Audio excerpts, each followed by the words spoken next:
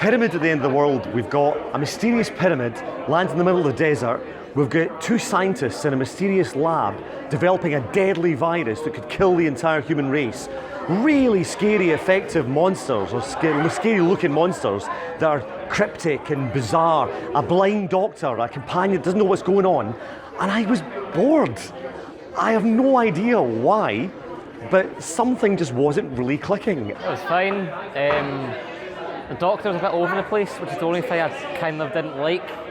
He felt that there was some parts of him that wasn't really there. You'd think being blind would sort of help to enhance his brain power in some sense, but he's doing things like asking the army just to blow up a pyramid because they can, which I felt was a bit different and not kind of what he would do.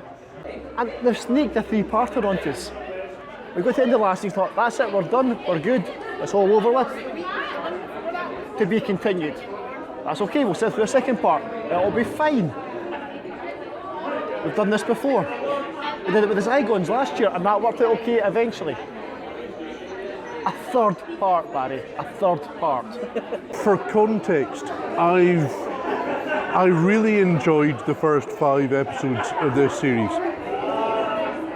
And then Extremis came along and suddenly we were back into full fat Moffat. We weren't just kind of Moffat-like, we were full fat Moffat. It was chanting monks, it was people describing things to each other in a variety of different rooms, it was people following each other, and then at the end of it, it turned out none of it had actually happened. This week, being a continuation of none of it actually happened, was always going to start from a bit of a bust for me. But I do think it was considerably better than last week's. In all honesty, it was, it wasn't the best episode ever. It didn't really have a lot of plot line going for it.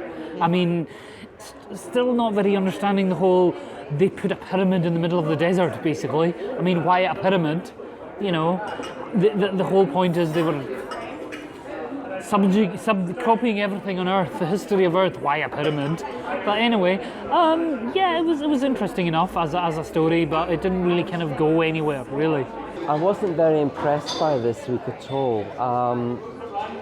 Last week was very, very disappointing.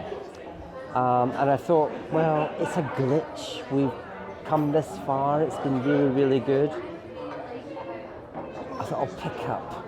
And it didn't pick up. It was confusion, and it was terrible confusion. Most of it was all right. It was just similarly just running about and trying to save the world attitude, and it was fine. Apart from, you know, the whole, not a very good choice of aliens either.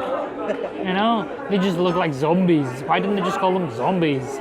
And there is a massive, massive plot hole in all of this, because the whole scenario relies on the Doctor being absolutely convinced that the monk's predictive matrix is 100% accurate. It can predict events right down to the tiniest of broken glasses, occasional hangovers.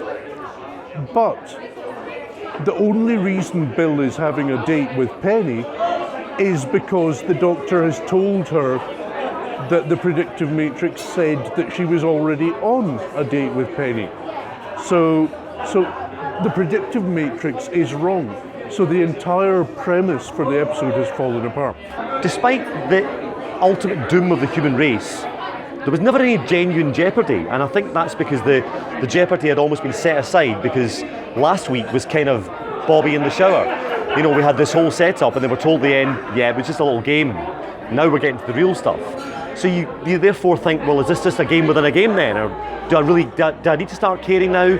And when is someone going to tell me that I need to start caring? So I think that was the problem last night. Otherwise, there is the good stuff there. I think I'm probably just still in the high from like the Pope scenes from last episode, and all that sort of stuff. And the sort of continuations, one thing I think I like, the continuation of the Doctor from being blind as part of this sort of weird narrative we've been getting to make it into a three-parter now. I quite like this idea of it being more of a comprehensive story than a really sort of close-knit 45 minutes, which doesn't expand a lot, and there's been a lot of expansion this time round. I nearly didn't make it through this one. It felt really, really familiar. There's monks, there's pyramids, how often did they actually use the word silent or silence? It just feels like we're getting all Moffat's greatest hits before he goes. And don't get me wrong, they're good hits, I've enjoyed them, but there was terrible plot holes going on.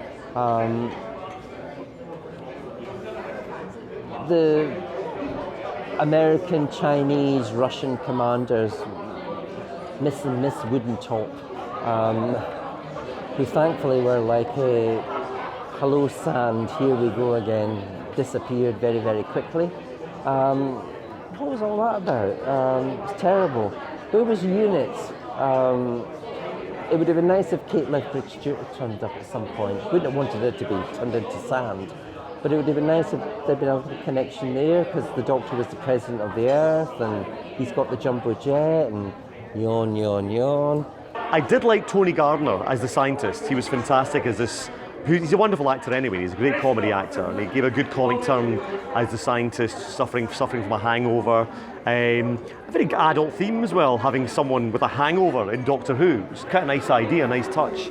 And Capaldi again was great, given what he had to work with, and Pearl Mackie's been fantastic. She's a revelation, the most interesting companion since Donna. Peter Capaldi, I wish I had my other specs with me. This would have been really good. So he could have actually shown you what I'm going to do. It was like, oh, I'm blind and I'm hunting about, and I thought, oh, darling Peter, you're actually looking to find some kind of a motivation in this script because it's terrible, and you're actually trying to hold it all together with your performance.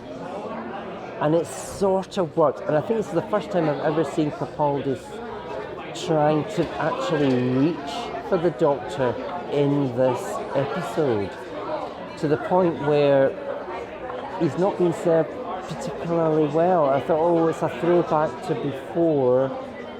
We're back to the last season, the season before last, and I thought, oh dear. Didn't like it. However, it is the middle episode in a three-parter, so we've got to hope that next week it resolves itself in an exciting and interesting way. So I've got my fingers crossed, and here's hoping next week's episode gives us something worth the wait. There were several things that I really enjoyed about the episode. Matt Lucas has been brilliant throughout.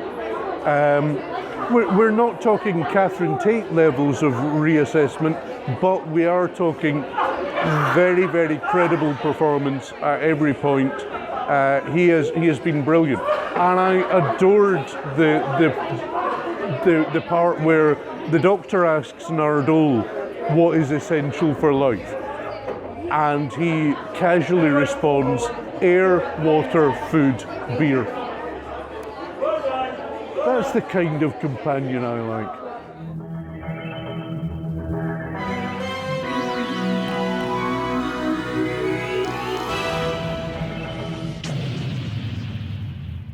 Do you have any specific questions? No. Well, f*** off then.